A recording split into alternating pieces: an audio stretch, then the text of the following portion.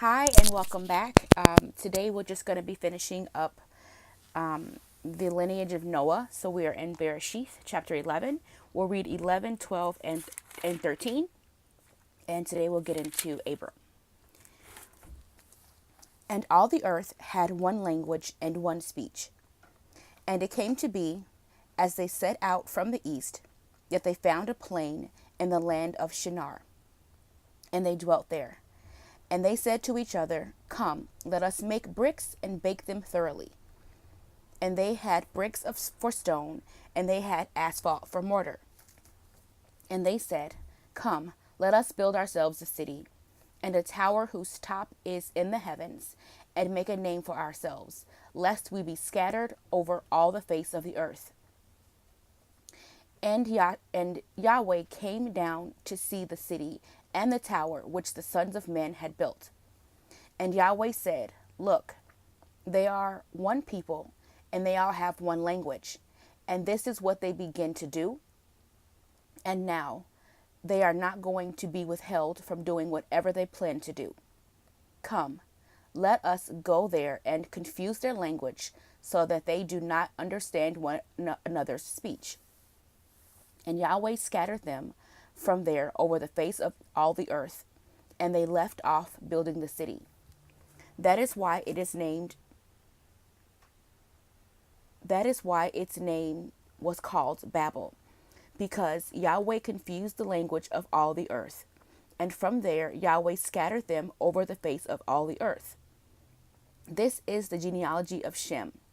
Shem was 100 years old and brought forth Arpachshad 2 years after the flood. And after he brought forth Arpachshad, Shem lived 500 years and brought forth sons and daughters. And Arpachshad lived 35 years and brought forth Shelah. And after he brought forth Shelah, Arpachshad lived 403 years and brought forth sons and daughters. And Shelah lived 30 years and brought forth Eber. And after he brought forth Eber, Shelah lived 403 years and brought forth sons and daughters. And Eber lived 34 years and brought forth Peleg. And after he brought forth Peleg, Eber lived 430 years and brought forth sons and daughters. And Peleg lived 30 years and brought forth Reu. And after he brought forth Reu, Peleg lived 209 years and brought forth sons and daughters. And Reu lived 32 years and brought forth Serug. And after he brought forth Serug, Reu lived 207 years and brought forth sons and daughters. And Serug lived 30 years and brought forth Nahor. And after he brought forth Nahor, Serug lived 200 years and brought forth sons and daughters. And Nahor lived 29 years and brought forth Terah. And after he brought forth Terah, Nahor lived 119 years and brought forth sons and daughters. And Terah lived 70 years and brought forth Abram, Nahor, and Haran. And this is the genealogy of Terah. Terah brought forth Abram, Nahor, and Haran, and Haran brought forth Lot. And Haran died before his father Terah in the land of his birth in Ur-Kasdim. And Abram and Nahor took wives. The name of Abram's wife was Sarai, and the name of Nahor's wife was Milcah, the daughter of Haran, the father of Milcah, and the father of Yitzhak. And Sarai was barren, she had no children. And Terah took his son Abram and his grandson Lot, son of Haran, and his daughter-in-law Sarai, his son Abram's wife, and they went out with them from Ur-Kasdim to go to the land of Canaan. And they came to Haran and dwelt there. And the days of Terah came to be 205 years, and Terah died in Haran. And Yahweh said to Abram, Go yourself out of your land, from your relatives, and from your father's house, to a land which I show you. And I shall make you a great nation, and bless you, and make your name great, and you shall be a blessing. And I shall bless those who bless you, and curse him who curses you. and in you all the clans of the earth shall be blessed. So Abram left, and Yahweh had commanded him, and Lot went with him. And Abram was 75 years when he set out from Haran. And Abram took Sarai his wife, and Lot his brother's son, and all their possessions that they had gathered, and the beings whom they had acquired in Haran. And they set out for the land of Canaan. And they came to the land of Canaan. And Abram passed through the land to the place of Shechem, and as far as Terebinth, tree of Moreh. At that time the Canaanites were in the land. And Yahweh appeared to Abram and said, To your seed I give this land.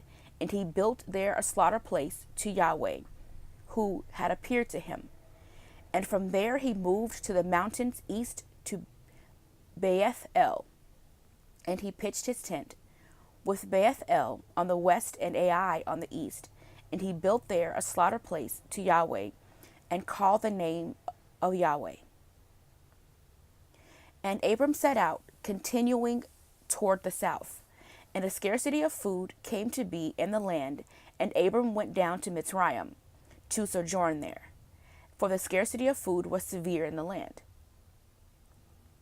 And it came to be, when he was close to entering Mitsrayim, that he said to Sarai his wife, See, I know that you are a beautiful woman to look at.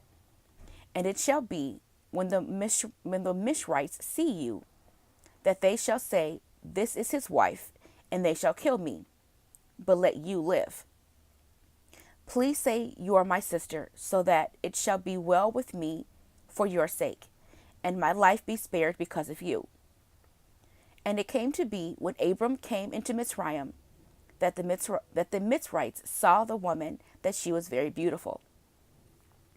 And Pharaoh's officials saw her and praised her before Pharaoh. And the woman was taken to Pharaoh's house. And he treated Abram well for her sake. And he had sheep and cattle and male donkeys and male and female servants and female donkeys and camels. But Yahweh plagued Pharaoh and his house with great plagues because of Sarai, Abram's wife. And Pharaoh called Abram and said, What is this you have done to me? Why did you not inform me that she was your wife? Why did you say, She is my sister? And so I was going to take her for my wife.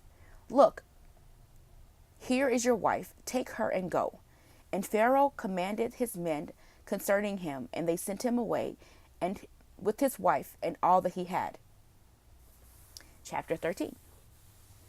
And Abram went up from Mitsrayim into the south, and he and his wife and all he had, and Lot with him. And Abram was very rich in livestock, in silver, and in gold. And he went on his journey from the south as far as Beth-el, to the place where his tent had been in the beginning between Beth-el and Ai, to the place of the slaughter place which he had made there at first. And there Abram called on the name of Yahweh. Now Lot, who went with Abram, also had flocks and herds and tents. And in the land he was not able to bear them, that they might dwell together. For their possessions were great, so that they could not dwell together. And there was strife between the herds of Abram's livestock and the herds of Lot's livestock. And at that time the Canaanites and the Perizzites dwelt in the land.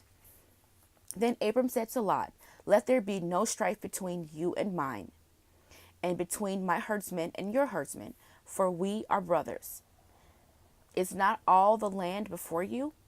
Please separate from me. If you take the left, then I will go to the right, or if you go to the right, then I will go to the left. And Lot lifted his eyes and saw all the plain of the Yarden, that it was well watered everywhere, before Yahweh destroyed Sedom and Amorah, like the Yarden of Yahweh, like the land of Mitsrayim, as you go toward Sor. So Lot chose for himself all the plains of the Yarden, and Lot moved east. Thus they separated from each other. Abram dwelling in the land of Canaan, and Lot dwelling in the cities and the plains, and pitched his tent as far as Sedom.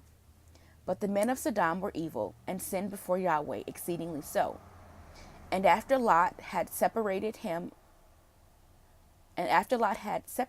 him, Yahweh said to Abram, Now lift up your eyes and look from the place where you are, northward and southward and eastward and westward. For all the land which you see, I shall give to your seed forever. And you shall make your seed. I'm going to say that one more time. For all the land which you see, I shall give you and your seed forever. And I shall make your seed as the dust of the earth, so that if a man could count the dust of the earth, then your seed also could be counted. Arise, walk in the land through its length and its width, for I give it to you. So Abram moved his tent and went and dwelt with the terebinth trees of Mamre, which are in Hebron, and built a slaughter place there to Yahweh. So that's it for today. That was chapters 11, 12, and 13. We will pick up with the rest of it tomorrow. Thanks for joining me.